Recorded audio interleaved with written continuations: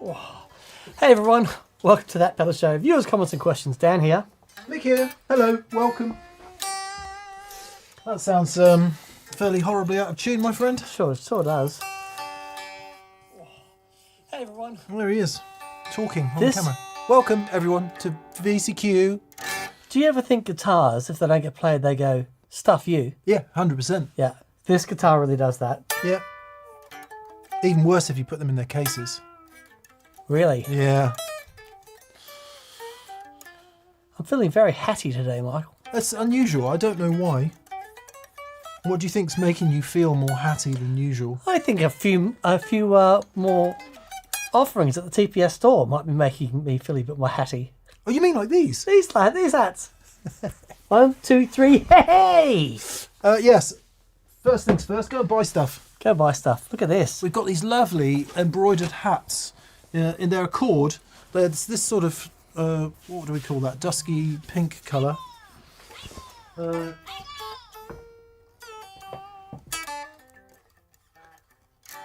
This navy blue colour. And the trustworthy black that Daniel is sporting at this moment. There we are. So new pedal set, pedal shop. Hang on, what's going on here then? BV, thank you for all the infos. I should put my phone on silent, really, shouldn't I? For those of you who are new, welcome to That Pedal Show viewers, comments and questions, where we prioritise super chats. For those of you who aren't new, you know what to expect. Have you been shorn? Yeah, That's great. I went to see them today. They've left my fringe a little bit long, but it's very good. I do like the modern barber. Do you? Yeah. Do they get in your ears and stuff And with all the that. wax and Yeah, the flame? They go, Yeah. little blowtorch, you go, Yeah. I get a crew. I used to go to a hairdresser and it used to cost me like 35 or 40 quid and take an hour. Okay. It takes like 9 minutes and costs £18, which I still think is a reasonable amount of money, but they're nice guys too. Yeah, I've got a great barber. Yeah, shout out to Lucas at Wild Barber in Swindon. There we are. But you go in there and it's like a men's therapy group. Nobody talks in our barbers. Oh, really? Not really. Oh, no.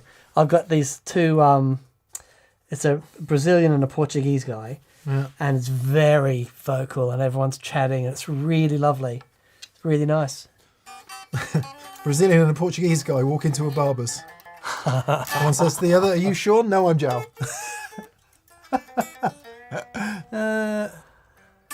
That's good. Yeah. Okay, I'm going to turn Okay. the super chats off now. Like I say, we will prioritise them this week. Big thanks to BV, who is tirelessly here week in, week out, helping us in the chat and doing loads of good things for That Pedal Show. BV, thank you. We Yes, mate. greatly appreciate you. And thanks to everyone else who's joined us tonight. We have Todd Roy is on. As always, Todd, it's always good to hear from you. Josh Schwartz is on. Johnny T is on. Michael Giliberto is on. Plexico Duncan, how are you, buddy? Morley Robertson, how are you, Morley? And Dirk Thomas. Simon V. Simon, we have to say thank you for the gift you have sent our wither, which is a thermometer and hygrometer. Right. Measures the alcohol level in the room, which is currently at 52%. Excellent. We have talked about, Simon's asked questions about relative humidity, and other questions have come in about relative humidity, and we've said, it's kind of all right. It's usually all right in the UK. And there we are, it is all right. About 52% in here now. Is On that a low good? of 48. That's about right. That's what you want. Right. And I don't know what it is for guitar making. About that, I guess. And it is currently 20.9 degrees Celsius in here, Dan, which is warmer than I would have said. 29 Celsius. 20.9. Oh, gonna say. That's Australian weather. Yeah. So thank you, Simon, for sending us that. We shall use it. Very kind of you, buddy. Yeah, that's great. Will be interesting to see the swing. I never liked swings. Did you like swings? Oh, I love the swing. Couldn't be arsed with swings. It's like... I can still? just see you as a 10-year-old going, oh, I can't be arsed with all that nonsense. Like, it's totally predictable. Back, forwards. Yeah, Back, but you don't. forwards. It's not going backwards and forwards. You're going for height. Yeah. You're going for the maximum amount of height, and then you get past the point where you swing back naturally and goes- you fall. Yeah. And then it's awesome. No. And then you hear legends of people of kids on the playground who could do a full Give thing. me a BMX, a cigarette lighter, and a can of something spray every day of the week. That's what I was doing as a 10-year-old. Anyway, moving on. So many Somerset Unsolved Crimes. Andrew R. David Tonkins, how are you? Turd Ferguson is on. Martin Tracy. Who else we got? LA Cornish.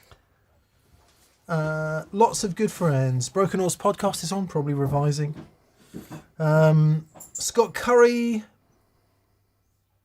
Yeah, loads of lovely friends. Jason Hattrick. Zootalo, deafened by robots. Beautiful. Charbono is on. Palomar Sound. Hello from Providence, RI. Where's RI? Rhode Island, Rhode Island. Very nice. as a guess. And Jason Sears says, thank you for 10 years of inspiration. More t-shirts in extra large, please. Yeah. Tross Jern is on. Ryan Guntwich Black. K Cole 4001. G Barge. Albus Band Aaron. It's good to hear from you, buddy. Jason Phillips videos. Martin Tracy says, Mickey, you're recording the podcast. Yes, the podcast is recording. I thank you for your diligent reminder, Martin, because as you know, I very frequently forget. We're sort of starting a little sweepstake on what I'll forget this week. I do notice that with advancing years, I am forgetting things more and more. Dude, don't even... Jeff Ball 6656 says, happy Monday from Nevada. I've never been to Nevada, but there's that great... Is it an IPA? Nevada Sierra? Sierra Nevada. Sierra Nevada? I think you've been to Nevada. Have I? You've been to Vegas? Yes. Vegas is in Nevada. Is it? Okay, then I love Nevada. Please tell me Vegas is in Nevada.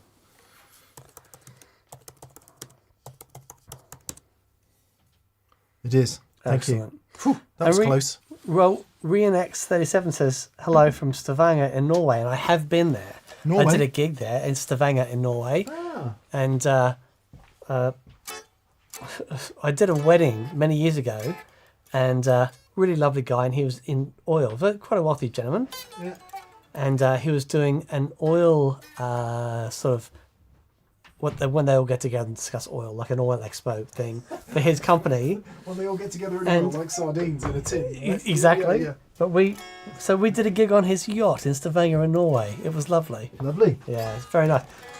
I've been to Norway, Yeah. to the Music Instrument Academy, which I don't think is going anymore. Oh, okay. But anyway, let's move on. Welcome everyone. Thank you for joining us. We should get in to the hornpipe. Oh no, let's do this. Actually, it's probably in copyright, Dan. Is it? God. Housekeeping. Not the way I played it, we'll be fine. Housekeeping. Housekeeping. We've done the hats Hang on. already, Bebbers. You'll be pleased to know. Housekeeping. We did those first. For those of you just joining us, we have new hats in that Pedal Show store. Very nice, corded. They're really lovely. wear They this to feel a so wedding. nice. Yeah. Nice bit of embroidery. Did you say wear this to a wedding? Yeah. Yeah, I love it. I Well, I love think it. if you can't wear your 10-year-old greasy trucker hat, can you, to a wedding? But you could wear that. Housekeeping music? Oh, yes. Sorry. Housekeeping music today. What sort of mood is the housekeeper in today? He's in a bit of an angular mood today. Okay. It's Angine de Poitrine keeping. Patrons. The April giveaway will be 2 pedals with 2 winners. Once again, Housekeeping! we have some Fender pedals. One is a MTG tube distortion, which stands for Mountain Turret Goat. Housekeeping! And the Full Moon Distortion, which is the distortion you can only play at full moon. Housekeeping up on the bloody door!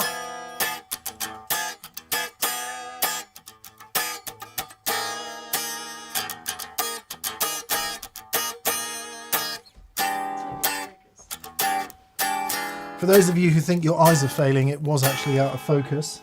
So patrons, thank you for being TPS patrons, all you guys. We're really, it's very important to us at the moment.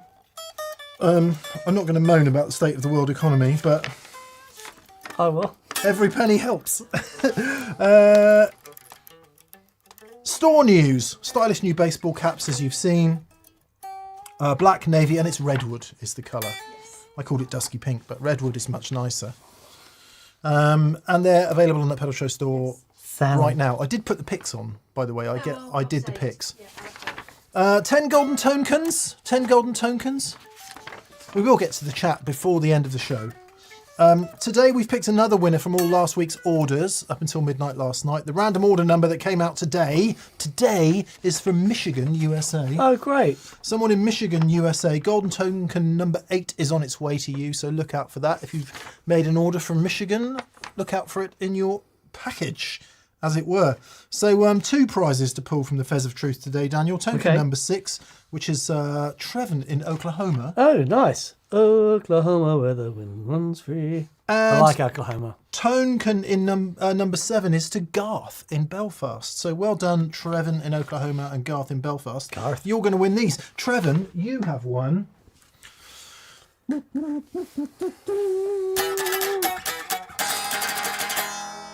used to have one of those whistles that went.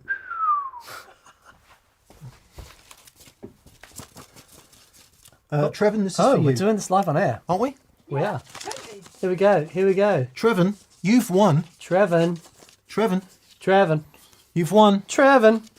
Whoa, Trevin. A half-day pedalboard surgery at TPS. Let's see how that turns out. Well done, Trevin. Thank you. And Garth, you've won. 1 ticket for TPS filming and guest. Nice. Wonderful. Catherine will be in touch. Congratulations. Thanks to everyone for getting involved in the token campaign. There's been a bit of 2 more to go, and it will end at the end of April. There's been a little bit of shuffling about. People have been generally happy with the way it's gone.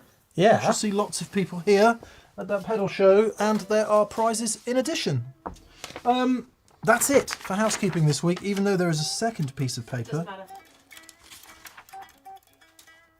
Yes, go to that pedal show store and find out about the Golden Token campaign. Okay, let's do some super chats. First in this week, in the super chatting. Super chatting where the wind runs free. Super chatting across the universe is Johnny T. How are you, Johnny? Johnny T. Johnny wants to know, he says, thanks for Friday. Yeah, we had a good old-fashioned whack through a few pedals episode on Friday. Yeah. Which I'm finding it increasingly difficult to come up with titles for, so if you've got any ideas. I just like blatant lies. Maybe we could try next. You won't believe this. No, these pedals will change your life. I think I called this one Guitar Effects Pedals. Anyway. That's like communist Russia advertising. Yeah. Guitar effects pedals. Yeah. Like, of course, some lovely art from that Soviet era. there is. Artwork. They had to do something. They had to get their Really creativity great. out somehow. Oh, well, it's very well managed, wasn't it? Very, very well managed. Anyway, see, EastEnders doesn't have to have episode titles, does it? No. It's just called EastEnders. And people know what they're going to get. Like 30 years later, it's Phil Mitchell going, shut it! And anybody at all saying, get out of my pub! Because you know you're going to get that every week. Right? Is that, maybe can we become that? Can it just be called That Pedal Show? Without the need for, without the need for clickbait? We're not far from it. Yeah. We digress. I digress. Thanks for Friday, says Johnny T. Can fuzzes evolve much more?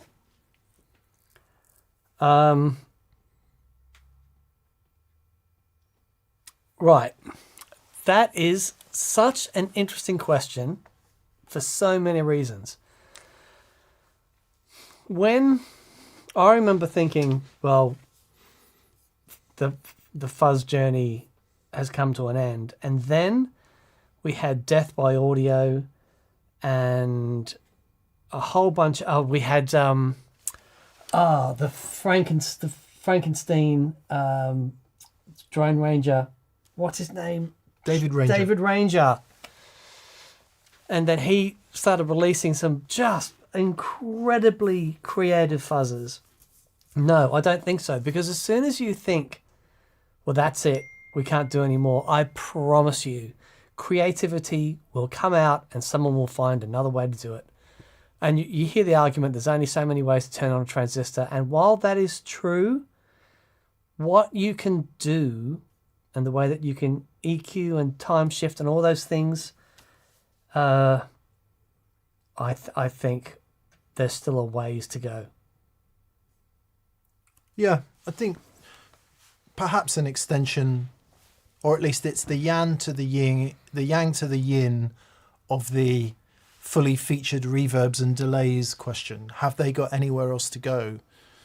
And the answer is, it's probably about UI at this point. Like, how can you make the thing more relevant to more people by getting them to understand it more quickly? And I think that's still true of fuzzes. Yeah. You know? Yeah. Bit harder when there's only two knobs.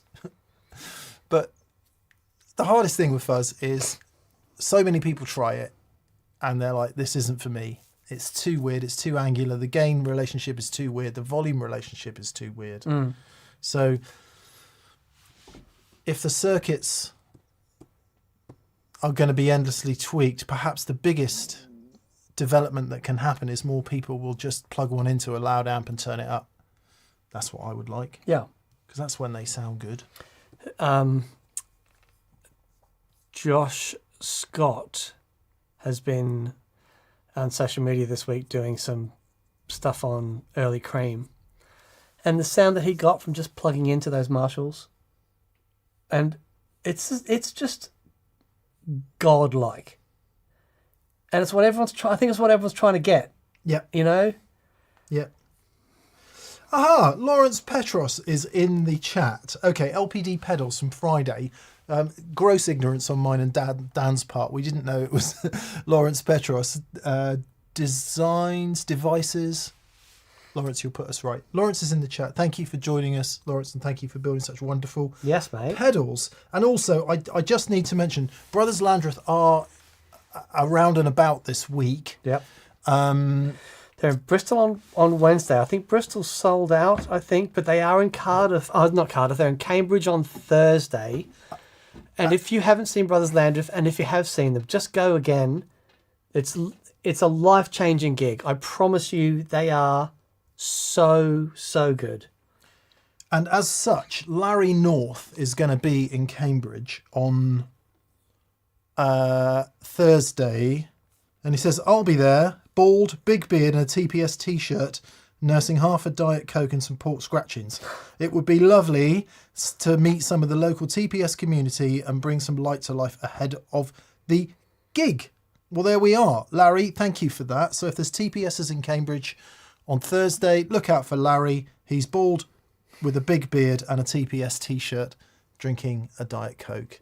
In addition, Bristol, if there's any TPSs going to Bristol on Wednesday, I'll see you there. You're playing. I'm actually going to be playing, which is... It's awesome. Joey said, do you want to get up and play a bit in Bristol? I was like, are you sure? Anyway, so there we are. So be nice to see TPSs in Bristol. Yeah, it'd be great. On Wednesday. Awesome. Useless Toil is saying, seeing them tomorrow in Portsmouth. Have fun. Amazing. Anyone coming in? Morley Robertson says, I bought Dog Ear on vinyl last Friday. I've listened to it about 20 times already. Yeah, it's a lovely record. Lovely record. Lovely record. Lawrence Petros says, thank you, gentlemen. I appreciate you. I thought the idea to jump in with both feet was a great example of how quickly a good tone was had. There you go. There you go. Cool. I like it. Plexico, Duncan says, funds for great content. Thank you, Duncan. We appreciate it as always. Your generosity is astounding, mate.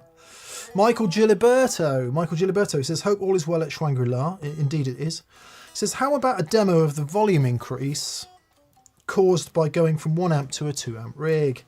A loop and a dB meter in a room might bring the math to life. 10-minute job? Yeah, that's a good shout. Obviously, it's going to depend significantly on what the amps are, what the speakers are. We've got 2 deluxe reverbs. Those whole, yeah. We could do it with those. Yeah, with very different speakers. Yeah. Yeah, could do it with a variety of amps, couldn't we?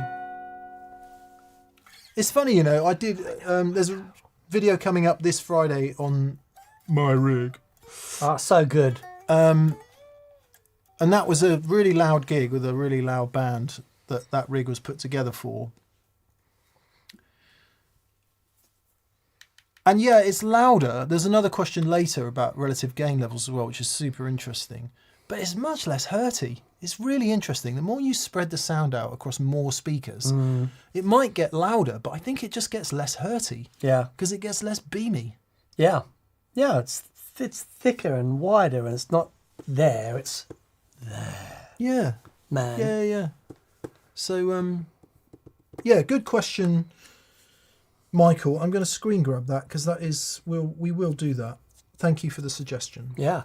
If you do have any other suggestions, just leave them in a comment. We read every single comment. We don't reply to every single comment, but we do read every single comment. So if you do have a suggestion for a show, let us know. We'd love to hear it. Joshua Schwartz, he says, Happy Monday. Happy Monday to you, Josh. He says, no question this week. Thank you for everything. Well, thank you. Oh, you're welcome, buddy. Thank you. Legends, says Morley Robertson. I got my new merch last week. Thanks to Catherine for the beautiful packaging. As always, I now have my favourite coffee cup. No question this week. Please take one from the chat and thanks. Is it something like this or perhaps one of the black ones? They are really good cups. They're great cups. Yeah, thanks, Morley. Okay. J Silk 2 says, a fuzz face question. Silicon, germanium, or hybrid? It's interesting. The fuzz that I use is silicon, and I really dig it. It's from DevTech Audio, the Dark Side of the Moon fuzz, DTSOM fuzz. And I hate things that are named after, players or something like that. But this fuzz I just really dig. But what I like about it is it's very stable and consistent. Now, as far as fuzz tones are concerned, it's 97% there for the best fuzz tones I've ever had, which would be my Analog Man Sunface. But the problem I had with actually Analog Man is surprisingly consistent as well. But with the germanium transistors, I find you'll have good days and bad days, and it gets to a point where they are so super sensitive that changing anything, and the way they react, turn your amp up and the amp starts to compress more, it completely changes the way that the fuzz works. Yeah. So, however, there are, you might disagree, but it's when you hear an amazing germanium fuzz dialed in, it's really hard to say that it's not extraordinary. Yeah, I think the classic vintage fuzzy sounds. Yep, those tend to be good germaniums. The right germaniums, well selected, well tested, yep, well built. Yeah. But there's so much, as Dan has said, there's so much variance in transistors anyway. That it starts to become a real generalization. Now, to put some focus onto that comment, I tend to prefer silicons because to me they veer into high gain distortion territory. Yes. Yeah, I know what you mean. Because they tend to be, and this is I'm talking predominantly about fuzz faces here, but I think it's true in others as well. The more you whack that output level up, the more mids come through, the more treble comes through, and they are like high gain distortion devices, which is what a fuzz is anyway. But I always think the germanium's a woollier, fatter character and all of that. And so I would always choose a silicon fuzz because that's the kind of sound I like. But then I got this, which is, and I had to take the back off to have a look at it. Well, I say I got this, we got this. One of the Cunningham amps from New Zealand. These guys make seriously good stuff. Amazing. Not like there's not a load of good stuff out there anyway, but this thing sounds magic. And I thought I better just have a look what's in there. Lo and behold. If you can see those little metal cap things, these ones.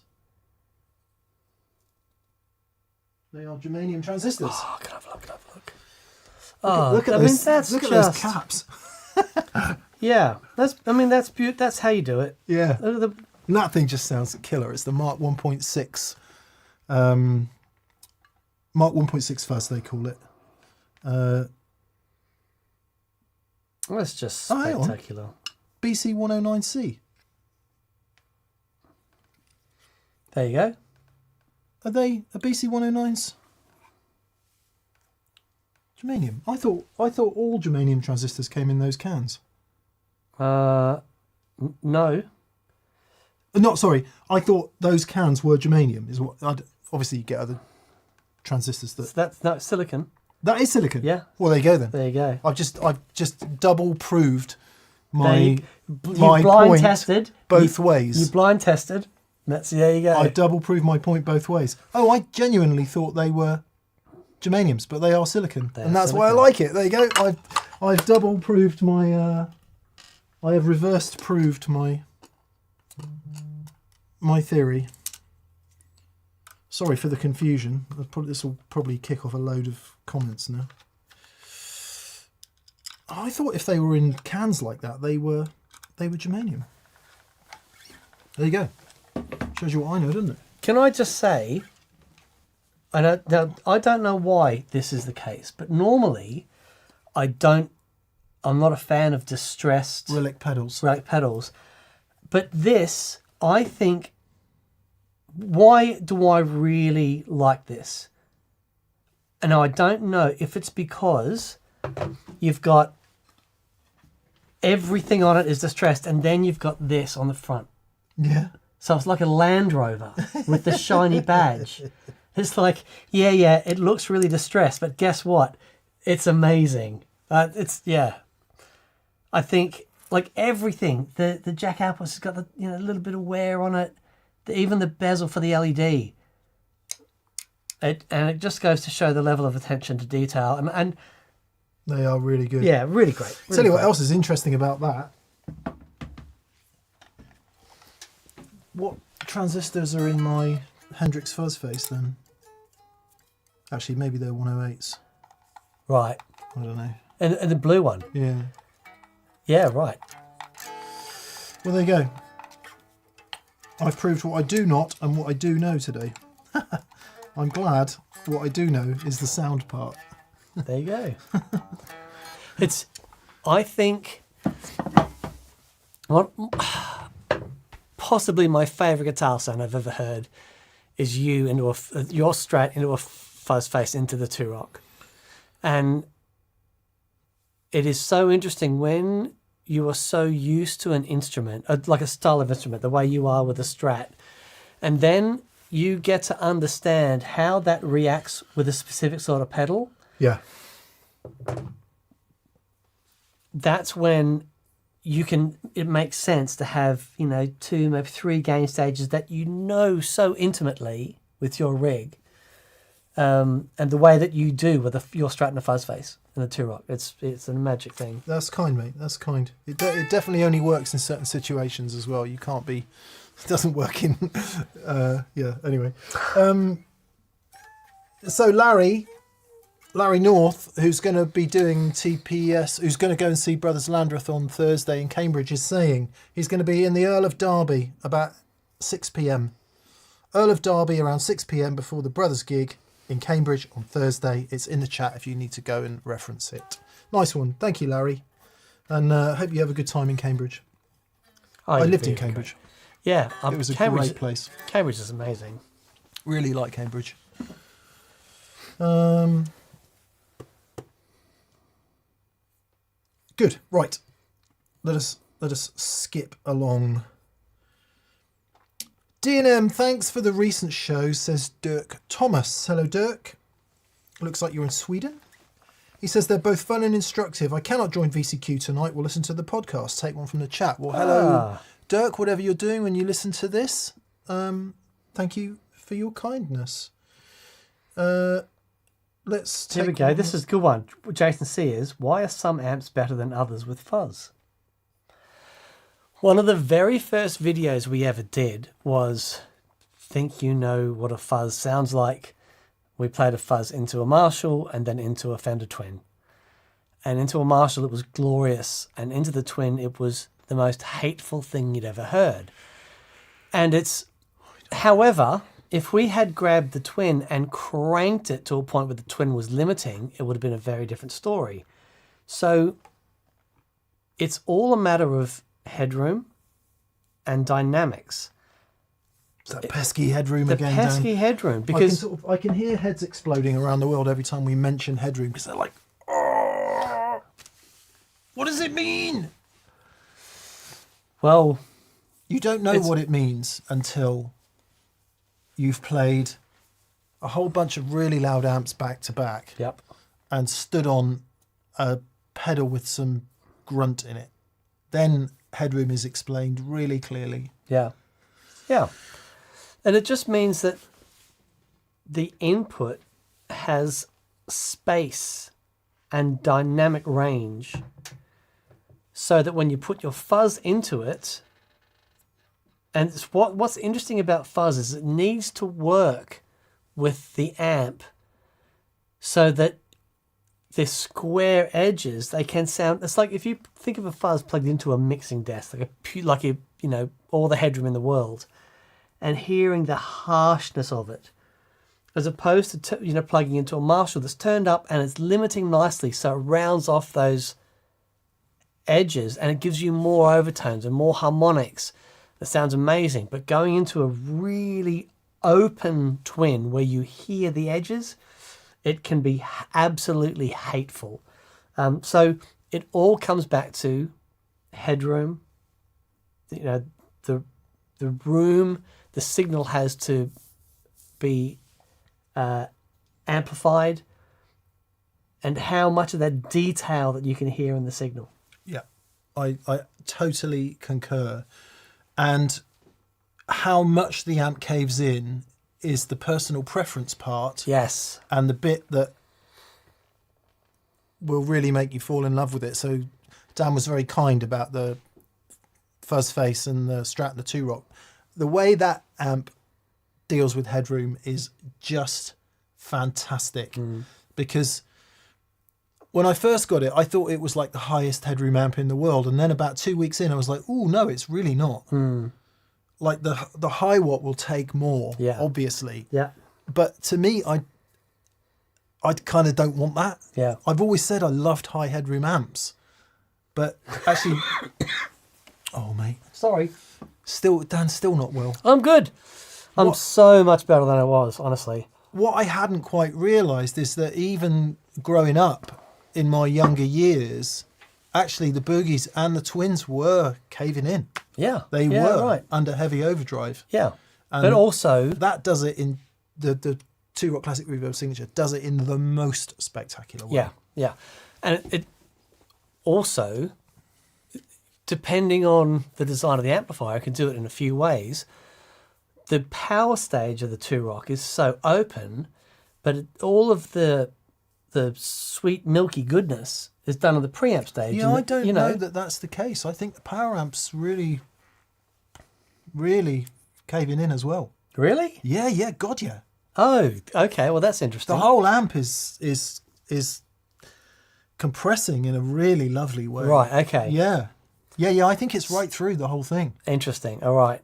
Definitely not just the front end, because if you turn the gain down and turn the power amp up, it still caves does in. it. Yeah, okay. Yeah, and once you get past about four on the master volume, it's so lovely. Wow. It's so lovely. Daniel, I've had a piece of edifying and wonderful news, which I hadn't... I'm having a guitar made, and I haven't been chasing Dean Cutler, who's making it, because I don't want to hassle him. Right. And we've all got a million things going on. We do. Dean has this minute just sent me a picture, which is making me happy. Oh my... That looks incredible! Dude, look at that. So, as part of a general sort of baby and bathwater whole thing that's going on in my brain at the moment, that is TPS Sparkle Orange. That's amazing. These are Monty's Mini Humbuckers. Oh, dude. That is a roasted maple neck. Amazing. It's all the things I don't want on an S-style guitar. But Dean came to an experience day and he brought along the Blue Meanie, if you remember, and I sort of fell in love with that guitar. Yeah, it's a great guitar. I loved it. There's a couple of things that I'd want slightly different. And we said, well, let's build a guitar then. And it's taken a minute because of various things. Mm. And that looks fan-flipping-tastic.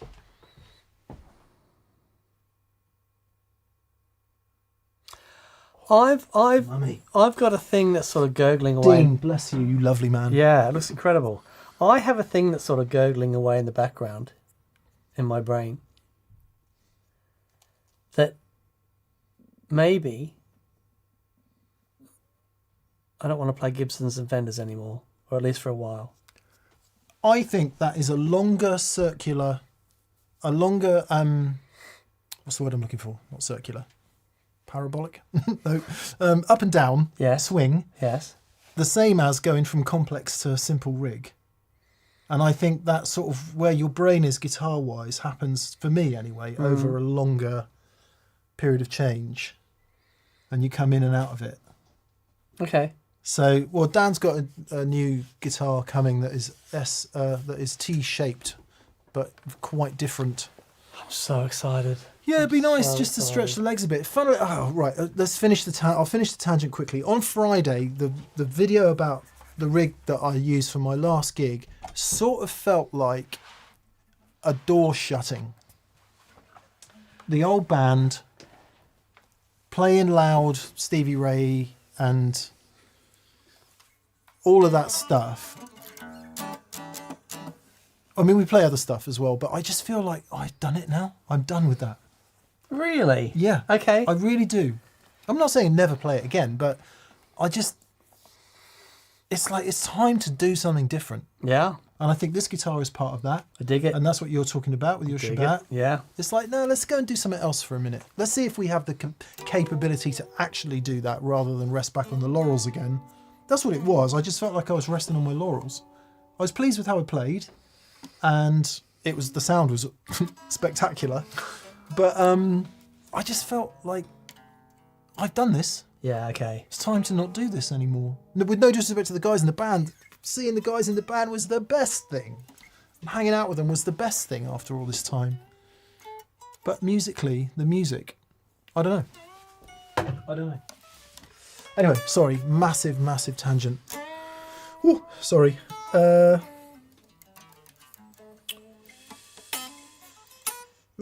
So Defeated by Robots wants to know what that is. So, this is my Carl Longbottom. It's a... He sent this as a T-style thing, but I just loved the colour so much. And I said, could we put a Strat Trem on it and some wide range humbuckers? So Monty's wide range Coupe humbuckers. ones, they do the right magnets. And it's a spectacular thing. It's really beautiful. And I play it and I think, yeah, man, there's so many great guitars. And I've got,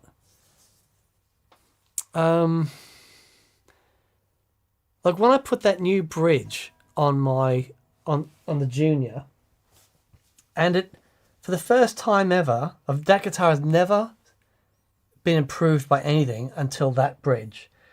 And I'm thinking, wow, okay, I've got some new pickups to put into my where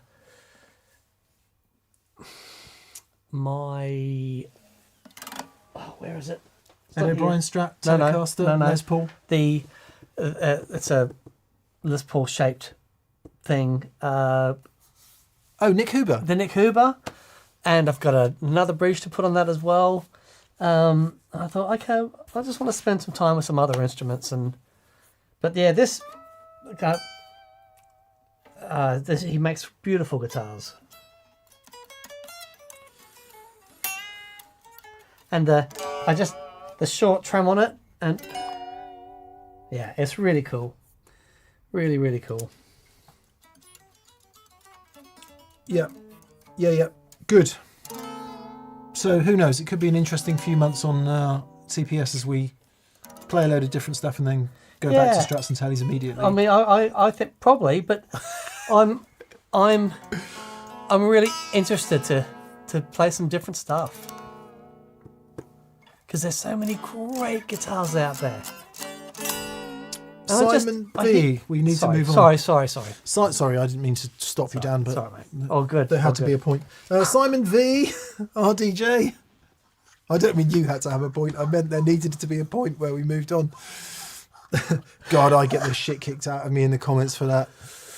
People are like, Mick, can you just shut up and let Dan talk? I'm like, I do have to stop him sometimes because otherwise, honestly, all the videos will be 2 hours long, and he has to stop me as well. He just gets up and walks off.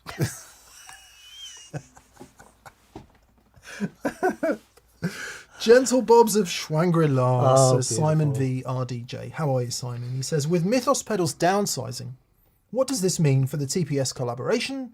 And please give your thoughts on the latest pedal company having to change tack. Sad times afoot. Well, it doesn't mean anything for the Mythos pedal collaboration. We do the Argo Boost Deluxe with Mythos. And first and foremost, we knew it would never be a massive seller anyway, because it's a Octafuzz with a built-in boost. But as we sell them, we'll make more, and Zach will make more as there's demand for them. So it won't change that at all. Sadness. Also, Zach has got his retail store, which is going great, and he obviously really enjoys that. And the pedal thing for Zach is great. I mean, I really, really like Zach's designs. He's such a clever guy, such a freaking monster guitar player. So again, he's another guy who really knows the instrument, knows how it's supposed to feel and what he wants to achieve when it plugs into a pedal. What's that? The single knob thing that just sounds like ZZ Top in a box. Chupacabra. The Chupacabra. Goat sucker. Far out, man. Just awesome. So I think, he'll continue to make them in small batches, but I think at the moment where his heart is in his really cool new shop.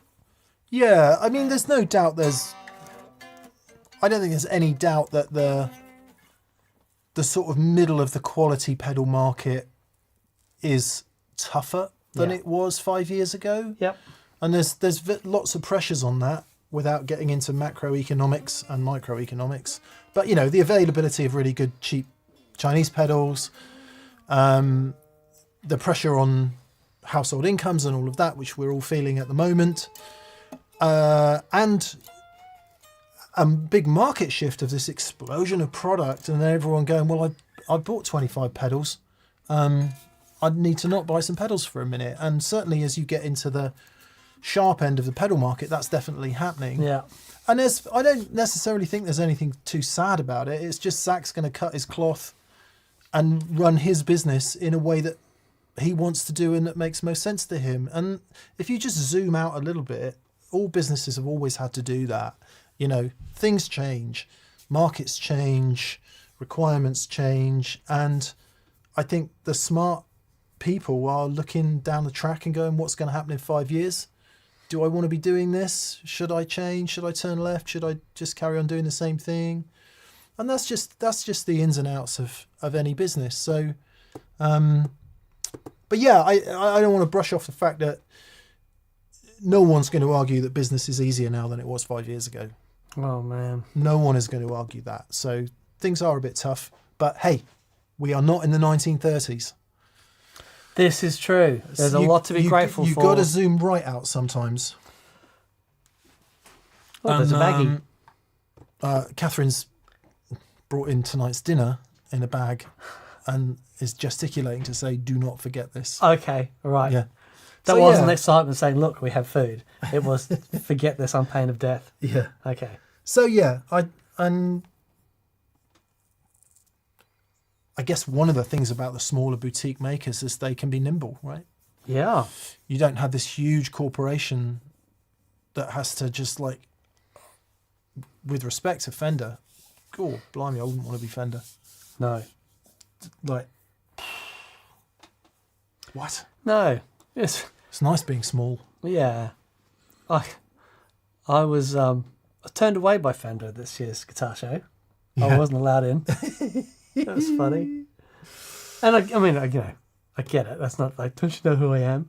But it was, they've got their... You probably went on there when they locked the stand down for dealers only. Yeah, whatever. Yeah, whatever it was. But, but that's their... They've got a really strict thing about the way they, things set up for business, and they're not... The small guys are very relaxed and, Yeah. Which is great. Well, I think it's the, anyway, no, let's not ruminate on that anymore. It's a thoughtful question, Simon, as always, and thank you. To which he adds, oh, by the way, Mick, did you get that little gift I said sent? We did. We did, mate. Thank you Very for the cool. thermometer and humidity meter, whatever that's called. And does Dan still need to be hosed down in Vic Vapo Rub and chomped down on a koala's worth of medicated stuff for his throat? Love to all. It's much better. Thank you very much. Yes, no, Yeah, it's good. This craziest thing is one of the guys in the office had this cough, and I thought I'd dodged it because he'd had it for a month, and young healthy guy, and then right at the tail end of his, I'm like, oh no, and it's been a month. I've had this. It's just awful. Well, exacerbated by the asthma as well, I guess. Yeah, that's fun. Yeah, that's fun. Really good fun. Andrew R. Hello, Legends. Hello, Andrew. He says, as always, thanks for the knowledge and entertainment that comes with it. Oh, you're so welcome, buddy. No question this week. Have one from the chat if time allows. I'm sure it does.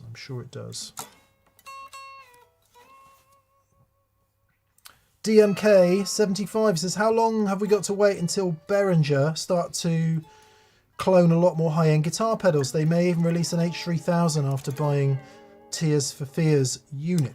Oh, wow. I think Behringer already do clone all the high-end pedals, don't they? So, yep.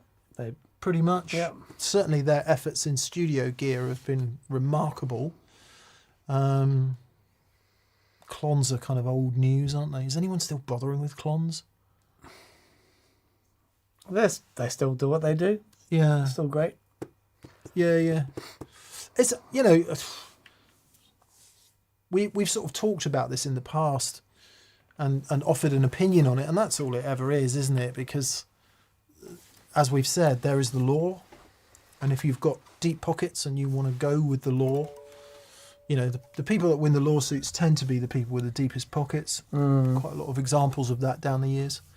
But if you want to, go to the law, there's the law, and then there's opinion and whatever you might think about as morals or whatever. And a bit like our politicians, really. You can blame the politicians, but you've got to blame the people at the end of the day. Yeah, if you want to buy cloned stuff that's a direct copy of something, go for it. But you can't then moan about when all the high-end guys go out of business. You can't moan about that. Yeah. And that's fine. I'm not coming down on either side at this point. I'm just about to buy an S-shaped object, for Christ's sake, which I always said I would never do. Yeah. And I'm like, but I'm excited caring about less. Yeah, but that's the thing. I have always said red would be the last guitar I ever get rid of. If all I had was red and my Kincaid, I'd be okay. It'd be absolutely fine. Yeah. But I am, since I've played the Shabbat, I've been like, oh, there's something here. And then the Novo as well. And it's like, when will it be here, what? the Shabbat? Don't know. Yeah. Don't know. Next month, maybe? Nobody talk about Guitar Club. The first real guitar club. That's what we need to do. Yeah. Yeah, and you gotta go there to come back, haven't you? You got to try all the things. You got to get your hands on stuff. Yeah, that's right. Yeah, I don't know. Yeah, I am caring less. To be fair. Yeah. It's just an opinion, isn't it? I mean, I don't want to see anybody wronged. Don't want to see anyone cheated out of their business. Don't want to see anybody deliberately harmed because someone has aggressively come and copied their shit. That's bad. That really is bad. Yeah. Know anything about that, Dan? Yeah. Yeah. But you it's funny, man. Little things that you've done. You changed my life that day. Were you talking me off the ledge for that? It was, I'll never, for as long as I live, I will never forget that. Bless you. And then we went, good idea. Let's just sit in a room and just talk about this. David Tompkins. He says, you said Jake Loosemore, played in the ABBA show. It could be an interesting show for those of us in cover bands, getting tones with limitations and authenticity. Funnily enough, I was talking to Jake. So some of you might know Jake Loosemore, some of you might not. We first met Jake when he was 14 and his mum called up and said, please can he come to a TPS gig? Because we had a 16, or I think the venue had a 16 or an 18 policy.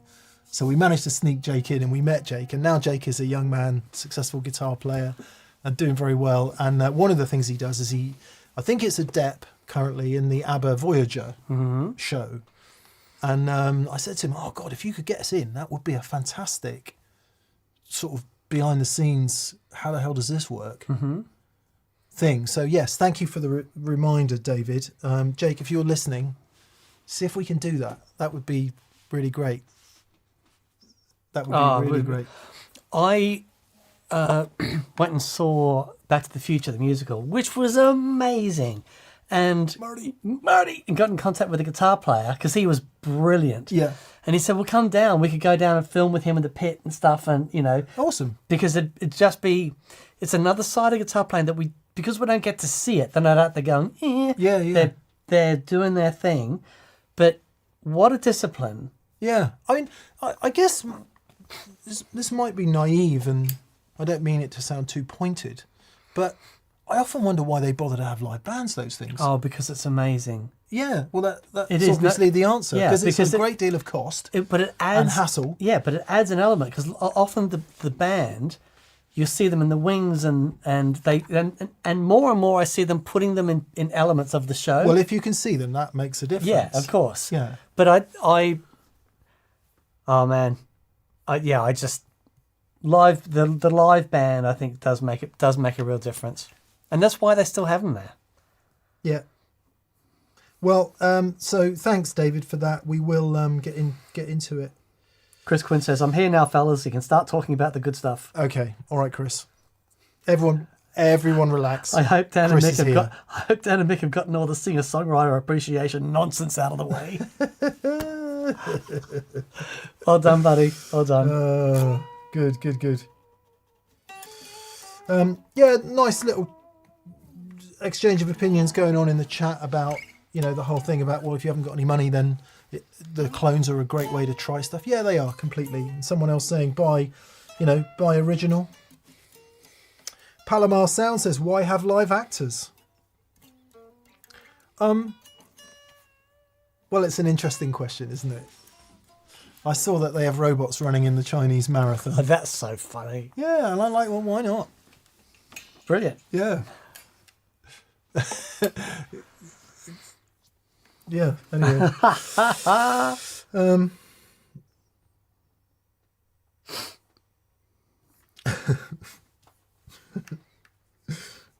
Turd Ferguson says the Pollinator was nearing some Pink Floyd synthy delay loop tones in the new vid. Yeah. Awesome stuff. What are your favourite delays right now? I'm stuck on an EP3, says Turd Ferguson. Nice. Yeah, that Pollinator was really cool. Pollinator was brilliant. I do have the Funkin' Siren. Robert sent me over one, which is being launched tomorrow, which is their new 12-bit delay, which is a copy of the DM3000, the old Ibanez 12-bit rack delay. Yeah. It sounds so good. Oh. It's so good. It's a bit Moorish 12-bit delay. It really is. That's such an interesting topic, but I'm finding that really, really lovely. And it's the same. It's got the same thing as the BIM, you know. So I'm really digging that. So your EP3, Turd Ferguson, is that an actual EP3, presumably? And if it is, we can see why you're stuck on it. But there's it's hard to go back once you've done the real tape. The Dunlop one isn't called that, is it? It's actually called I Echoplex. think so, yeah.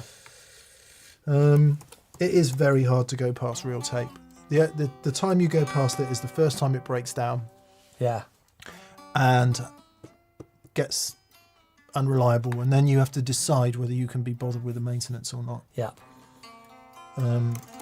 Which I can't. Yeah. So yours is. Well, you just use the timeline, don't you? Yeah. I use the timeline because the gig, I had a few delays I needed to get, and the timeline for me, because the UI I find quite easy to navigate, and I've been using it so long, it still sounds great. What, 15 years old, it still sounds really, really great. It does. It really does. However, I think sonically, the BIM, the Otto Machines BIM, is something about it, but the Funk Siren has that, so I really dig it. That's it, isn't it? The ones we like the best sonically are not the ones we tend to use because the feature set doesn't really work for live performance anyway. But if you're recording, then you've got more options. I've gone back. I bought another Free the Tone Flight Time, just the mono one. Flight Time, the mono one, and I used that in my last gigs and rehearsals, and it just does everything I wanted it to do. When I do MIDI with it as well, which you'll see on Friday. Oh, so cool. I sat there and I was like, I need to do MIDI. Oh no, my life is over. And it's just doing two very basic MIDI things so I can get the presets I want. But yeah. BV's just sent me the Funk Siren was released today. Ah. The RK2000. Check it out. It's really... Check it out. Nice. It's a very, very groovy thing. Nice. Yeah. There you go. I like the way... What's the significance of calling it 2000? Because the DM2000, the old delay. Look at that thing. It just sounds very Y2K. No, I think it's because it's based loosely on the old Ibanez unit. Yeah, really, really cool. Awesome. Look forward to hearing that.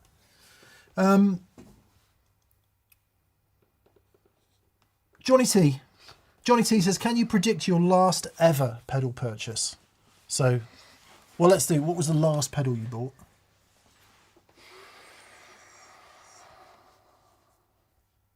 Mine was a Free the Tone Flight Time delay last week. Very good. Mine was... I did buy something recently. Oh no. We did buy a TC2290 pedal from TC Electronic, the new pedal version, because Steve Rothery has actually lent us one of his new actual TC2290s. So we're going to learn it Yeah. Oh dear. Okay. Okay, it'll come to me. It'll come to me. Sorry. While Dan's thinking about that, what's the last pedal you'll ever buy? My coffin will be in a pedal shape. That'll be the last one I buy. It'll be a working pedal. You'll be able to plug into it. Plug in one side. Yeah, and come out the other. And Just me going, I'll be unplugging quickly. You're glad. You're flaming glad out of it. That hurts. Ow! I'm just trying to think what I very nearly buy quite a lot. The Vemuram Tube Screamer, Oh, yeah. I've come close to buying a couple of times, but they are insanity money. And what else? Yeah, I don't know. It's a bit difficult question for us because we've kind of got most things. Yeah. Most things. Oh, okay. I'll tell you what I did buy recently. I would like And a I'm Roger going to do Mayer a fuzz. I'm going to do a little show on it because I haven't plugged it in yet. I was looking at something, looking at some components, and then I was on Temu, and I saw this pedal, and it was a looper pedal with a drum machine on Temu. Guess how much it was? £18. It was £20. Yeah. And I thought, well, this is going to be rubbish. But I bought it because I want to see how rubbish it is. So I'll do the unboxing and everything and do a little vlog on it. Nice.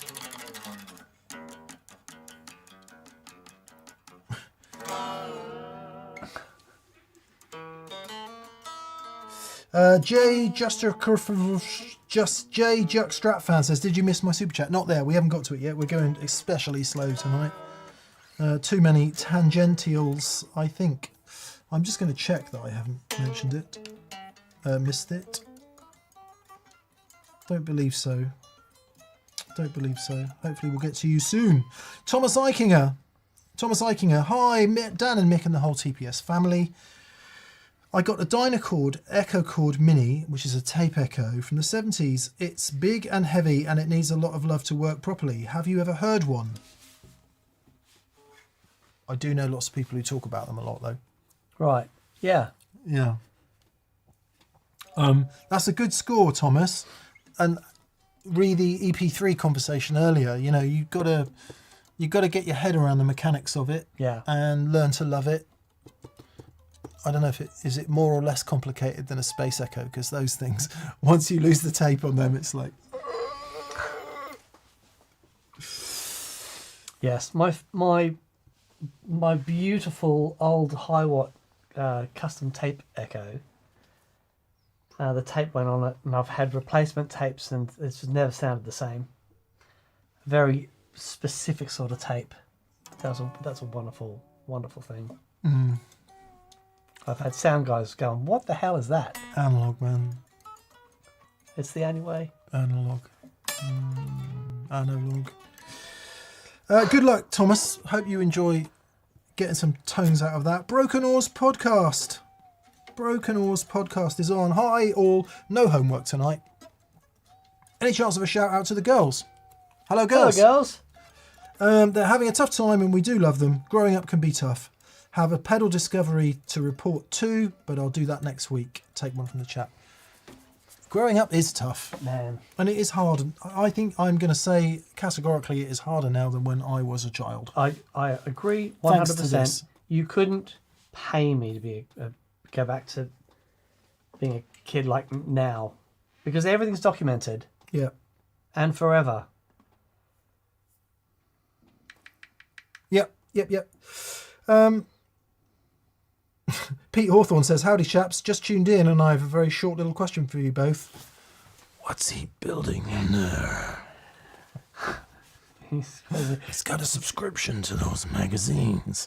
He's a consulting firm in Indonesia. I love that. Let's see if we have an actual question. Right. Christopher 2141. I think this is one of those things where your display name is different from your actual name. He says, have you guys seen the new Franklin MP10 for running a mic through pedals, and what do you think of it? I was typing it in. I said Granklin. No is the first part of that question. We have not seen it. Franklin Audio. Oh, okay. Mic in, mic through. Any mic, any pedal. Live delay on a snare. Thicken vocals with a lush chorus. Oh, I see. Yeah, okay. Right. Groovy. That is pretty groovy. Now, interestingly, there's a show coming up in probably May, which is not massively divorced from this, which is looking at guitar pedals in a more line level environment. And I know mic level is not that, but it's about how do we take these guitar pedals that we really love and use them in other environments that aren't just guitar Yeah. amp. And I think that's a really interesting space for guitar pedal people now, because what we say, re our young people discussion earlier, so many young people I meet now are not just guitarists, that's or right. just drummers, or just keys players. They tend to do quite a lot of things because the tech's available to them. Yep. And so it's very exciting for creativity that you've got these people that have got their hands on all kinds of instruments and they want to use that for that and this for that. So I'm quite excited by that. Yep. That looks really cool. And Electro Harmonics also brought out that desk interface, so you plug pedals, any pedal in, Yeah. and use it. It's a great thing to do. I like Franklin stuff. They're really cool. They make good things. Yeah. Cool. Thanks for the shout out about that. That does look really good, Chris. Scotty Brockway says to the LPD pedals. LPD. His name is Lawrence Petros. Lawrence. Thank you. Sister Lawrence. There's something about how a real Echoplex doesn't get in the way, and how mix control works that no pedal does, along with the compression of the echoes and how they fade. Obviously, we love the pedals, but when you played a real tape or a real Echo Rec, or there is something which is undeniably awesome about them. It's just very, very, very cool. So yeah, if you get a chance to play a real tape, and not to say that you go back and not love the stuff that you get, but you might have a different appreciation of it. You might be thinking, maybe I can, add a preamp in the loop so that I'm hitting the delay and the preamp at the delay in a bit different way. Whatever, it just might spark some ideas. And then you say, thank you for that idea. I'm going to go and buy a hat From that pedal from that pedal show store. Yeah, I think that's a great idea. Mark Hunter. Hello, Mark. He says, hi, TPS fam. I'm in the process of buying a music store. Wow. That buys and resells used gear, mostly guitars. I would love to hear what D&M and the TPS community like in a guitar shop. Thanks for any tips. Definitely free guitars. We like that. Yep. Cheap guitars that are amazing. We like that. Mark, I'm going to give you some tough love. And I hope you take this in the right way. So many enthusiasts have failed with guitar shops because they cannot be hard enough about letting the stuff come and go at a price that hurts musicians. Yeah. Okay? You have to be able... Mabel. Dan, I'm going Yes. to buy that guitar from you. Yes. Here's £3,000. Thanks. Okay. Dan, I don't like this guitar very much. Will you buy it back off me? Certainly. How much are you going to give me? Here's £1,250. Yeah, that's about it. Okay, sure. Give me the $1,250. Next person comes in. I really like that guitar. I'd like to buy it. How much are you going to charge me for it? Well, now it's vintage, so it's £3,500. That's how guitar dealing works, okay? So, Mark, apologies for the tough love. That is what you have to do if you want to be a successful guitar dealer. It's tricky. It's a questionable business. There's no like nice involved in guitar dealing. It's just as much cash as you can possibly get. Yep. And any successful guitar dealer will tell you that, but perhaps not in not such an ugly fashion. However, perhaps for your best customers who keep coming back, you can do a little better than that. A nice environment. Yeah. Because you're going to have to deal with, are you appointment only or are you actually open? Because I think appointment only helps in a way. Can do, yeah. Which a lot of modern guitar shops are appointment only because you get rid of all the tyre kickers. And specialise in something. Yeah, be known for something. That's a really good shout. There's so many people now selling custom shop Fenders and Gibsons, but then that's what everyone wants. Well, I say that's what everyone wants. That's what the people with money want. So that's a nice market to be in. Yeah. But yeah, a nice environment, welcoming. What else? A mirror. You need a mirror in a guitar shop.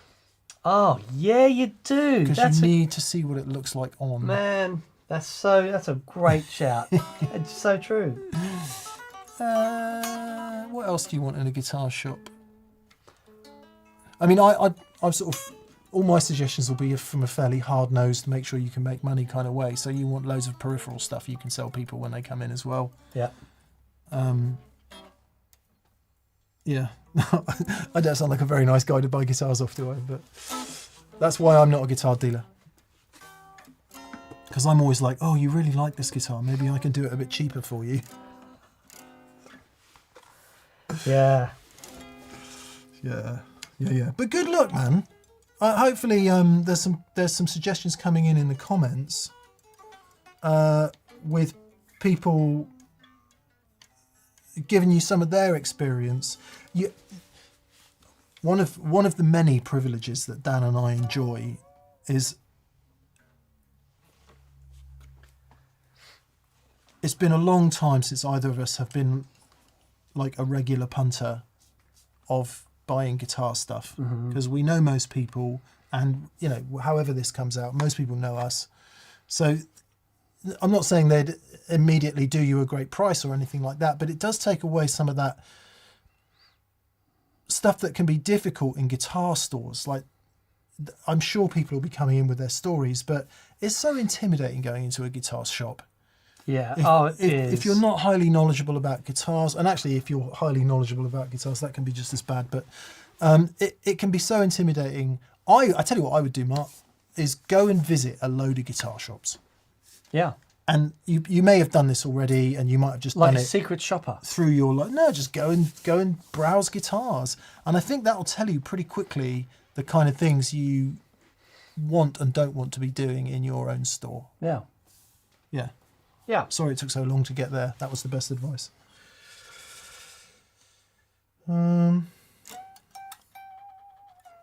Yeah, there's some good stuff, some good suggestions coming in. Good luck, Mark. Jason Hattrick, how are you, Jason? He says, new guitar day. Congrats. I traded some stuff in and got my 335. Yes. Man. I'm surprised to learn it comes with T-types, T-tops they're called actually, and not PAFs. Is there much of a difference? Excited to start planning my trip to Shangri-La. Yes, of course. I am going to go out on a limb. I think T-tops are better. Do you? I think... Spider? Yeah. Good man. No, I don't think they're better, but I think they're fabulous. Yeah. Lots of great stuff have been recorded with T-tops. They're a really great pickup. When did T-tops come in? 68? Yeah. I'm going to say 68.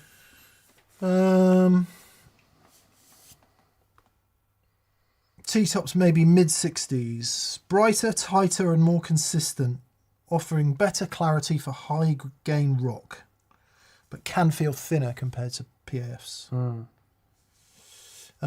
So we're saying punchy barky rock for T-tops. We're saying vintage breath and air for puffs. Yeah. As a very, very, very broad generalisation. If anyone with actual knowledge wants to come in on the chat, that would be helpful. Your SG's got a T-top in the neck, hasn't it? Got a T-top in the neck and a paff in the bridge. Yeah. That's great. Yeah. Yes, I wouldn't...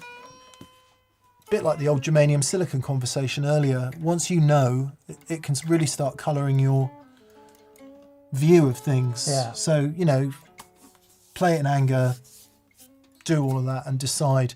If you do decide it's too punchy and too rocky, maybe some more vintage voiced PAFs could be your thing. But there's plenty of people who really don't like that. You know, that's the last thing they want. Oh, God. I spent some time with Matt and George from Monty's over the weekend, and just a few hours in their company, you learn stuff you never knew. Like we were talking about microphonic pickups. They've got this machine. Well, it's a piece of wood with a lever on the top of it. And every pickup they make, so they wind all the pickups and they do all of that. To cover pressure. Yeah. Yeah. When you come to buy your pickup, you can choose what kind of cover you want. This spider is crawling all over me, which could bode well, Dan. And George is telling me, like, you know, it's not really about the potting. It's partially about the potting for microphonic pickups. It's more about it moving around and things being loose, not being tightened down properly. So they have got this thing that puts the pickup under actual physical pressure to seal it. And not seal it within the wax, just make sure the cover is tight to the top of the bobbin, and then they solder it after that. With the correct thin paper tape over it. Yeah, all of that. Yeah, and it's great. like, blimey, so many of the things. I mean, as a peddler of lies for 25 years now, being something of a journalist, when you talk to people who actually know, it's always like, oh my God. Yeah. Yep. Oh my God. So fascinating as always. Anyway, blah, blah, blah. Blah, blah, blah. Enjoy that guitar, Jason, and congrats. It's lovely to get something you've been hankering after, isn't it? M. Aaron Edwards says, this month on the family's quote chalkboard. What a nice thing. My wife surprised me with the following. I wonder what the settings are. From Noel Gallagher. That cracked me up. No question. Please take one from the chat. Nice one, M. Aaron. And I'm glad the missus has a sense of humour about you watching that pedal show.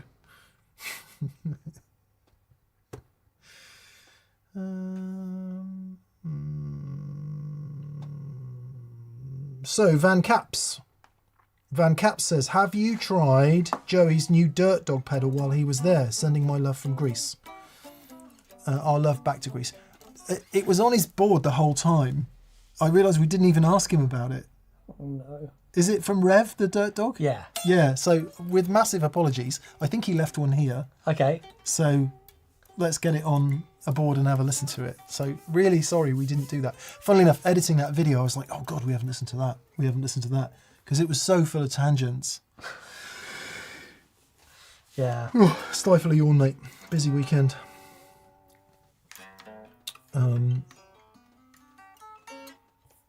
Yeah. Warrington Runcorn New Town Development Plan.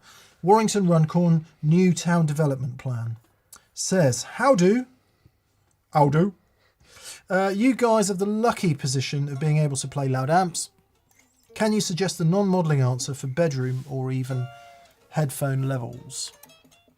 I reckon that'd be so huge for us. Develop something. There's an answer there. There really is. I don't want to lie to people. About what?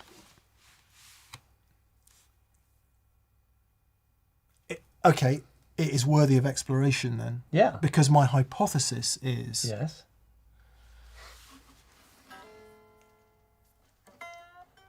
And I think I've always known this. Mm-hmm. But as time goes on, you realise it from different perspectives. Yes. You don't know something is a sphere until you've looked all around it. Very nice. Okay? Yeah. If you look at it from the front like that, it's just a circle. You've got to see it from all the angles. And one of the angles that I got, this is relevant, I promise you. One of the angles that I got last Saturday night playing this rig at 110 dB with my band Yes. was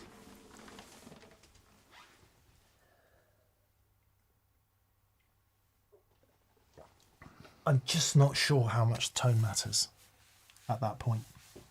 Volume is what matters. Now, the two things are not indistinguishable, right? Are not separate. Yeah, but I've heard plenty of loud guys that sound like crap. Yeah, I'm not, and I'm trying to find a way of saying louder isn't better. Yeah. But it is such a colossally important part of what I enjoy about playing the guitar Yep. that having the best tone in the world at 0.5 watts. Yes. It's not the same thing. But we're not trying to make it the So same I don't thing. want to lie to anyone and No, say, no. this sounds fantastic. No, no. And- but saying it, but there's a difference between being able to say it sounds fantastic, and saying it doesn't sound as good as my 100-watt rig. But and then it's not about good or bad, because if you flip that, the reverse part of that assertion is if you stick a mic on that cab and you record it and then you listen to it in your ears loud, it sounds fantastic. Right? Of course. So it's about how much is it assaulting your senses, and I don't mean in an unpleasant manner. I mean, how much is it moving you, either because you've got the headphones on and it's loud enough. Try this experiment, right? Put on a piece of music in some headphones and put the volume on 1. How much are you enjoying that music? Now bring it up to a comfortable listening level. How much are you enjoying the music now? So I just think it is all about. Do you remember where were we? You got two little Waza air amps, stuck them out in the hallway, did a wet dry thing. Germany, and it was fantastic. Yeah. This is what I'm talking about. Yeah, I want to be clear. I'm not saying guitars don't sound good at low volume. I'm being clear. I want to be clear by saying the idea of going for this huge tube amp, amazing guitar sound at 0.5 watts is probably... That's folly. Is a bit like saying, how do I stick a load of skirts and stuff on my Fiesta to get it more like that 911 RS? Yeah. It's not the same. It's not the same thing. No, and it will never be the same thing, but there is a way to have a really enjoyable experience where you are connecting. I did this... Possibly more enjoyable. Because 110 dB is really unpleasant. Yeah. I would love to explore that. Yeah. I honestly... Well, here's the good news then. Here's the interesting segue, because I know we've been talking about it for so long now. We are so nearly there with the bar. And what that enables us to do is play in there and have stuff in here mic'd. We are forced to play quietly in there as well because we can't make noise. So I think the bar might be our little stepping stone to going, actually, we can't turn up. Yeah, okay.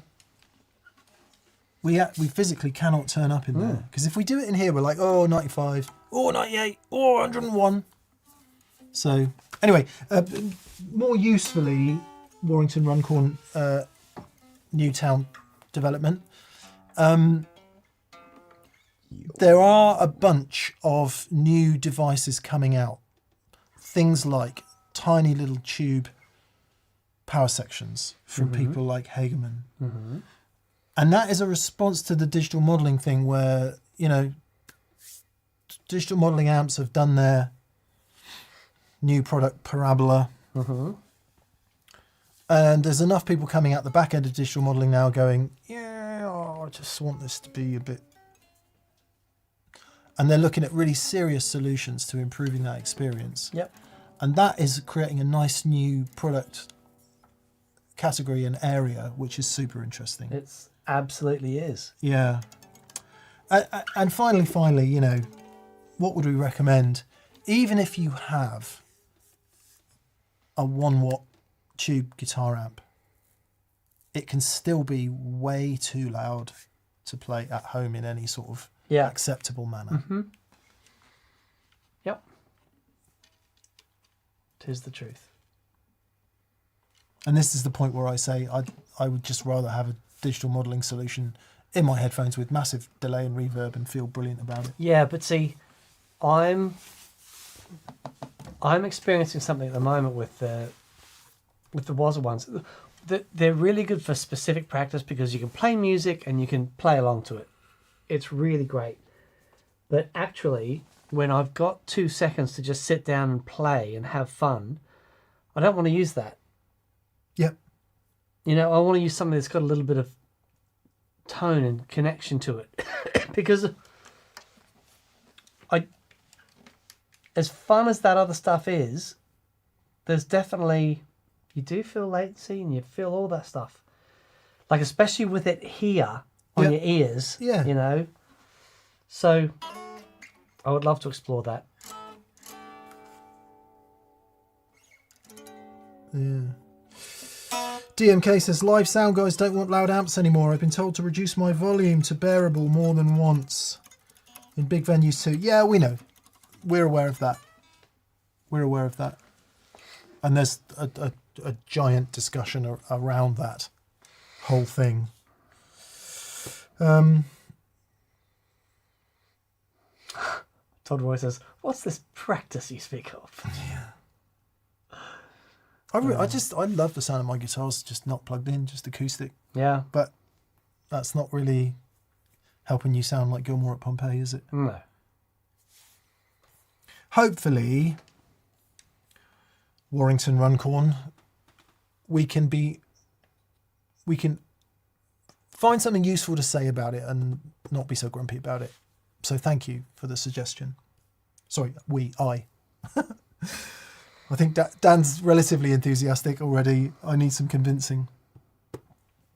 Paul Mazulovich. Hello, Paul. He says, NPD Legends got a B-Tronics wannabe. Good for you, bud. Nice. Should be great fun. I wish their modulation pedals operated as well off the panel as the gains do.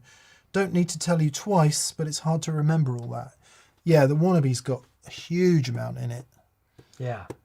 Yeah, it's a killer. Time in, isn't it? It's just time in. Mm-hmm. If you have the wherewithal to put it there. Yep, 100%. Nice. Adventures in Gearland.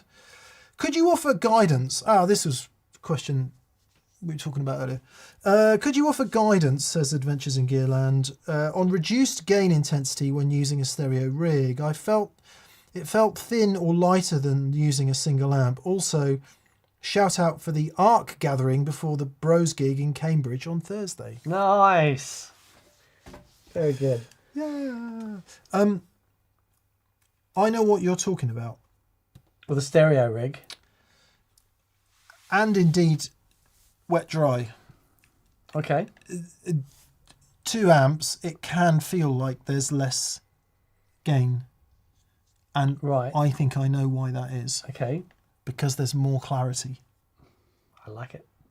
That would make perfect sense. Have you experienced that? What I've experienced is that there's a largeness to it, which with a single amplifier, I mean, it's if you can get everything that you need from a single amplifier, I mean, it's, fabulous.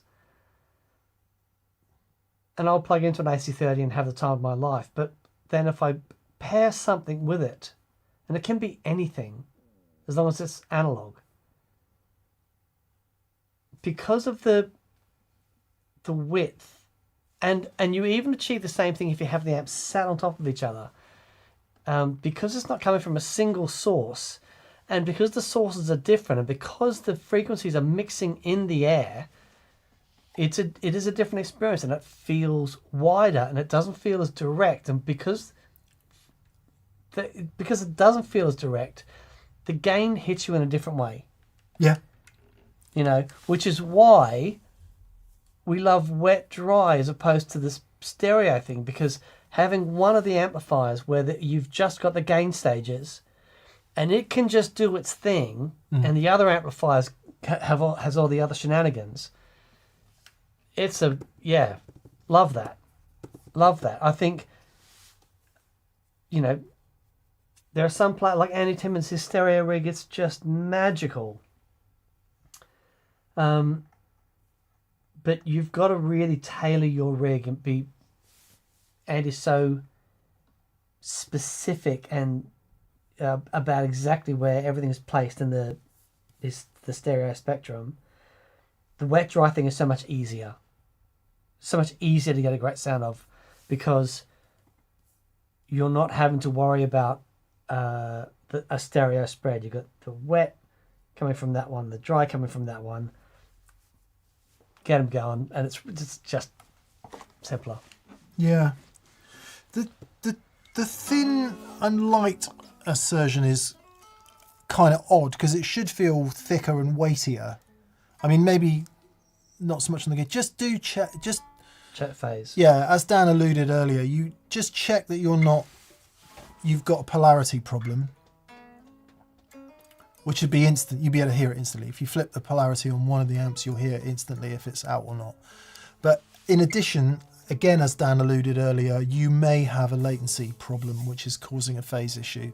So if you've got digital stuff going on, or if one is analog and one is digital, you can never get that. It can't be phase. But if you've got two digital things going on and the latency is different, same problem. You've got phase, and that will absolutely hollow the sound out and make it sound thin and not very nice. So do check that sort of basic stuff before you move on to the next thing. But of course, the best news is if you are in phase and in polarity and everything is hunky-dory, and you can just turn the gain up. Hooray! Yeah, right. Hooray! Mike Jabber, or Mike Jabber, he says, ahoy! Here's a challenge idea. Match singers' rasp and tone to one guitar, amp, and pedal per singer. For example, McCartney, Allman, Otis Redding. Reference their recordings, but not your gear when making pairings. So this is the natural distortion in certain singers' voices. Oh, that's very cool. That's hilarious. Ooh, all right. So, the first time I had this phone call with Seal, and he has so much harmonic content in his voice. He sang over the phone to me. The algorithm in the phone couldn't work out what was going on, and it separated it into two different people. It was like there's one person on the left and one person on the right. It was the weirdest thing. Yeah. That's maybe. Yeah. Not actually bitonal though. Not bitonal, because that can happen. Yeah. No. Yeah. No, it wasn't like Hungarian throat singing. Yeah. No. Because when you hear him sing, it's like his voice is so ridiculously rich that it's like the phone was freaking out. It was so funny. Quick one, Alex241 just logged in. What is that guitar, Dan? This is my... it started off life as a T-shaped object from... Carl Longbottom. Carl Longbottom. Hello, Carl. And beautiful guy, makes an amazing guitar.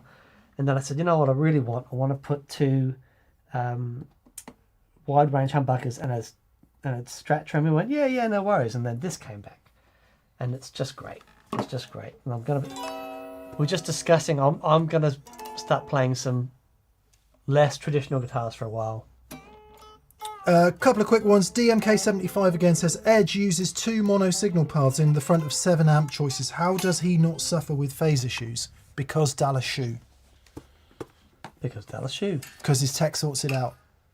You can get 7 amps in phase together. Yeah. You've just got to check every one. That's right. You get the first amp And then check the second amp, make sure it's in phase with the first one. Get the third amp, make sure it's in phase with the first one. Keep referring back to the first amplifier. Hey presto, they're all in phase together. As long as there's no digitally conkers going on, Yep. you're in polarity. And because you pay a man like Dallas Shue a great deal of money to make sure that that shit's right. I sort of, as a slight tangent, I love those comments you get every now and again going, oh, we just use this as a simple rig and, you know, he doesn't care about all that stuff. It's like, not the Edge, but just anybody. For example, Noel Gallagher. And then you look at the rack. It's like, yeah, there's a lot of stuff in there. And it's the same with the Stones, right? And Nicky's like... People are going, Keith is, Keith just plugs straight in. It's like, you know what? Not quite so much, my friend. Not quite so much. Because there's a very diligent tech. Yeah. Doing all the stuff that we talk about all the time to the nth degree to make sure that stuff is right. It's not just us. It's not just us. And finally, just a quick one from João Fonseca 112 says, thoughts on analog drive-through in wet, dry, wet setup. Is it needed? I pulled this one out specifically because in true wet, dry, wet, no, it's not. But it is, because you don't want to digitize your damn signal. Your dry signal, you just don't. No. In a true wet, dry, wet signal, if the outside pair amps are only receiving wet signals in parallel, so there's no dry signal, then it's okay. But as soon as there's any dry signal introduced, no. Analog drive-through, just do it. Just do it. Honestly, it just sounds better. It just does. It just does. If you, let's make a caveat on that. If you've got a nice guitar that you love the sound of, why would you convert it to the noughts and ones when it can be analog? And because you don't have to convert it. Yeah. That's the thing. You don't have to convert it. Why would you?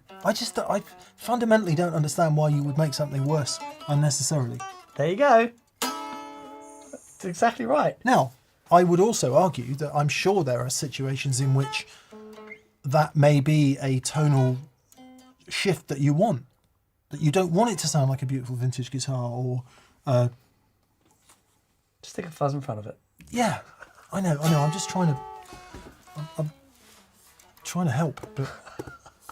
Anyway. Serial Frost. Hello, Serial Frost. Hey, D&M. The music scene in Baltimore is unique, especially when it comes to hardcore. Many cool bands have emerged from here in that genre. Turnstile recently. Do you have any favourites in that genre? I'm not sure I know what hardcore music is. If I'm honest. I don't know. What would Idols be? That seemed pretty hardcore. Wikipedia says it's a high-energy, aggressive subculture of punk originating in the late 70s and early 80s. Oh. Fast tempos, intense vocals and strong DIY ethos. Yeah, I guess, would we call like Het Rollins Band hardcore? Is that what that is? I don't know. I did like Henry Rollins for a minute. So I had a P next to him once, which was weird.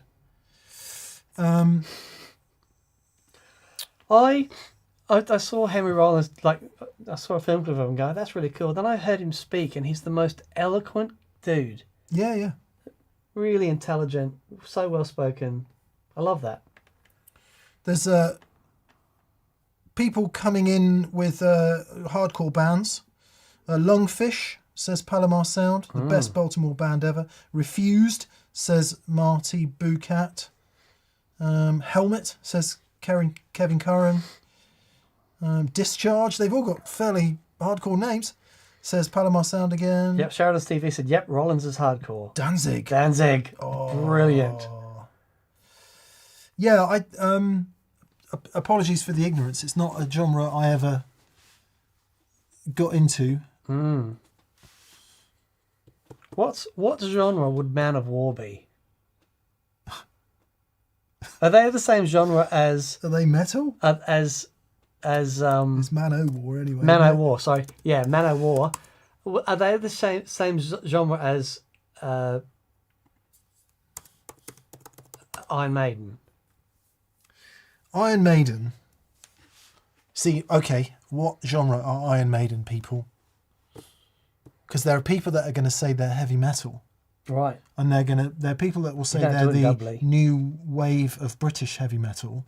Right. And there are other people that would say they're a hard rock band. I wouldn't call them a hard rock band. I kind of would. Would you? Okay. A classic hard rock band. Let's see. Manowar. My goodness. They're just fantastic. American heavy metal band. Power metal. To Wiki. Oh, power metal. Come on. Come on. True story. I was editor of Metal Hammer magazine, by the way. Didn't what's his face? Who, when we were in LA, we inadvertently had a drink next to him at the bar. Michelangelo. I don't think he was ever metal, was he? No, but didn't he play guitar in Man of War? And didn't they have to? Didn't like I think on the last tour, and they're all in bodysuits of. It just looks hilarious.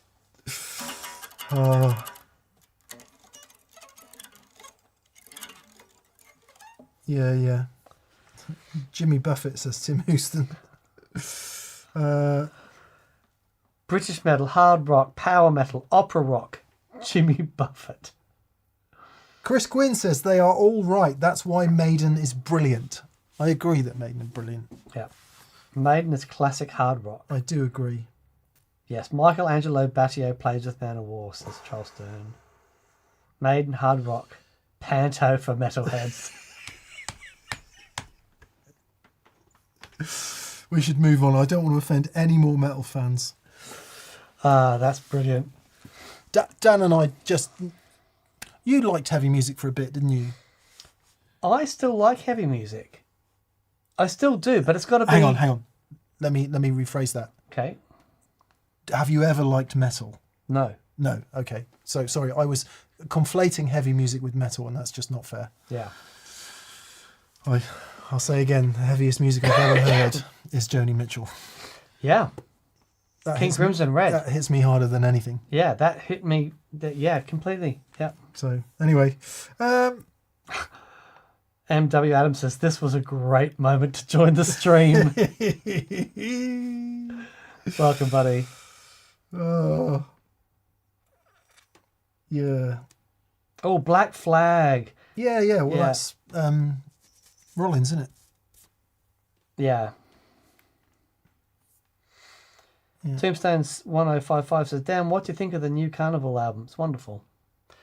It's wonderful. It took a long time, but their songs are so intricate.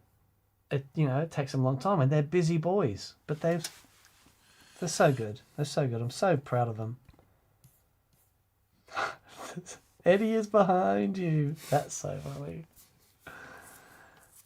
I saw this live footage of them, and Eddie's chasing them around on stage, and it was he's behind you. I've seen him a couple of times and just thoroughly enjoyed it. Yeah. I do remember being 14 and sort of confused and thinking I should like this. I was the same. Yeah. And all the other guys in my band when I was a kid were really into it. Yeah. And it's my parents hearing like the trooper come through the floor.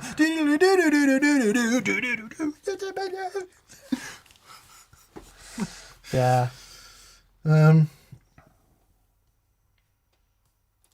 Joshua Ray Summy, Joshua Ray Summy says, I made a reverse polarity cable for one of my cabs, but it's weird. In your experience, are there inherent problems with two different size speakers? Cheers. Okay, so this is a phase and polarity question. We have discussed this a little bit tonight already, Joshua, but Daniel? Okay. Once the signal goes from the output transformer down the cable, the output transformer has a positive waveform and a negative waveform. And then the speaker with the positive side of the output transformer connected to the positive side of the speaker, when the output transformer pushes, the speaker will push, and vice versa. But some amps give you the ability. On my matchless, I can reverse that. I can flip that on the output. Some people swear by it. Some people swear that, like, they will have. I know that Matt Schofield is very sensitive to that stuff, and he definitely needs the Turok to be positive to positive. Positive forward, yeah. And yeah, I mean, it can be a thing. I'm with running two amplifiers. You get used to flipping the polarity so they land in phase. It is important to make sure that you're using speaker cable as well, two separated bits of cable, not a guitar cable. Not a guitar cable. But yeah, it can be a thing. It can, like, if I was running the Turok and something else, I want the Turok to be set up the way the Turok likes to be set up, and then I'll flip the phase of whatever else needs to be in phase on the other phase one. of the Turok. Yeah. And to the question of different size speakers and phase issues. It can be weird. The response can be weird because I know running a 10-inch and a 12-inch speaker together, and I really like it. What I like about it is it doesn't couple in the same way as two 12-inch speakers, so you can turn it up and it sounds great. What I find the easiest thing to do, it becomes more apparent if it's in phase. Like, first of all, get the cabinets and the speakers absolutely perfectly in line with each other. Yeah. Then you need to be in a position where you can hear both of them. Then turn the amps up. The phase thing becomes a lot more apparent when it's louder. And then you'll know it's in phase and you can turn it back down. And also when the amps are roughly the same volume. Yeah. Because that can really throw it out. If one of the amps is really loud and one's super quiet, that can really monkey with what you think you're hearing. Absolutely. Yeah. And if you can get them loud so you can really hear it, it'll become apparent. Yeah. Double check that cable as well. It's always a cable.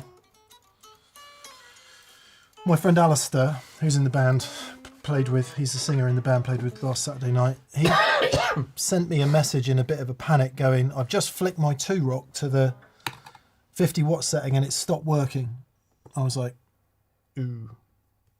I'm immediately thinking output transformer. Right. He hit standby instead. No. His speaker cable failed. No! At that point? Not completely coincidentally. That's so funny. And it's like, oh man, it's just a reminder, isn't it? Just to check. Thankfully the amp was fine, no major damage. Or no damage at all. It's just a reminder, always check the simple stuff first. Even if you think it can't possibly be that, check the simple stuff first, always. And it is always a bloody cable, isn't it? Yeah, always a cable. Good luck, Joshua. Jerome Conreen, I'm not sure we've heard from you before, No. Jerome. Thank you for joining us. Or maybe you have a different screen name. He says, hello from the High Peak. Hello to the High Peak. I went to see the Brothers and Andrews on Friday night and it was awesome. Yeah. I have learned so much from you guys about how I think about my gear. Thank you. Oh, you're so welcome, mate. Thank you to you, buddy. Thank you for being We've here. learnt so much as well. Yeah, and continue to. It's funny, I don't mean to keep talking about it, but having edited that video and cut some of the other footage and stuff in, I do feel a bit silly taking that rig to a covers gig, man. Yeah, but get over it. As part of the learning, it's like, you don't need it. Yeah, but get over it because it's awesome. It is awesome, and So I love doing it. There you go. But it's Everything the else learning never stops. doesn't matter. That is awesome. Yeah. I am going to do the next one with the Hot Rod DeVille Landau, Yep. a wah-wah, an overdrive pedal, and maybe a delay. Okay. Because it's a festival in a field Right. with a sound engineer. Okay. Mind you, we didn't moan last year. 2 amps didn't moan last year at all. Let's talk about me a bit more. Okay, everybody. It's enough about me. What do you think of me? Yeah, we've got a few. We got a few minutes left. Simon Jarrett is in the chat. Hi, Oh, Simon. g'day, mate. Hope you're well, buddy. He says, if you want absolute phase, you can physically move to B where the positive peak hits you first. It depends on the frequency of the note, but perhaps you feel it for a key you play in a lot. That's nice. Interesting. So sound is in waves, right? Treble frequencies in thin waves. Bass frequencies in big fat ones. So the lower you go down, the more you're going to find it easier to hear that peak. That's a really good shout. Move around the room. Yeah. Tombstone 1055 says, I'll be at Bros Landreth in Bristol on Wednesday in my TPS t-shirt. Yeah, I am going to try and come down to that gig. Because I haven't seen Joey on this tour. And I need my bros fix. And also I want to see you play. Yeah. I'm not an enthusiastic, I'm just bricking it a bit. Oh, stop it. No, it's quite complex music, as you know. I heard it. Yeah. But yes, it's not about me, it's about them. Good. Okay, everyone. There's a lot of U2 chat going on in the comments. People deciding how much they love U2. Das Edge. It was amazing, wasn't it, watching him in Rome? Watching him live, it had never really dawned on me how it all hangs on him. All of it. All of it. Yeah. Yep. Yeah, he's so great. By him, we mean Dave. What's his name? Dave Evans. Dave Evans. Das Edge. Mm-hmm. D Edge. Das Edge. Alex, help. Good. All right. Everyone, thank you. So a quick reminder, as before we sign off, the 10 golden tokens, there's 2 still left to go. Yeah. This Friday show will be a walk through all of this kerfuffle. The Brothers Landreth are still on tour in the UK. We will see you at Bristol on Wednesday. We won't be at Cambridge on Thursday. But there's the TPS posse going to Cambridge on Thursday. So if you get to Cambridge, go and join them. Wear your TPS t-shirt and join the happy throng. Yes. And then London on Saturday. I don't know if there's one on Friday, there may be, but London on Saturday, I think. Which will be jolly, jolly, jolly, jolly. Indeed. And then Joey's going to come back here and hang out for a day, which is quite nice. Nice. And then, yes, good. All right. Thank you, everyone. Have we reviewed Paradise Guitar from Universal Audio, says Douglas D'Angelo. Is that the Paradise Guitar Studio?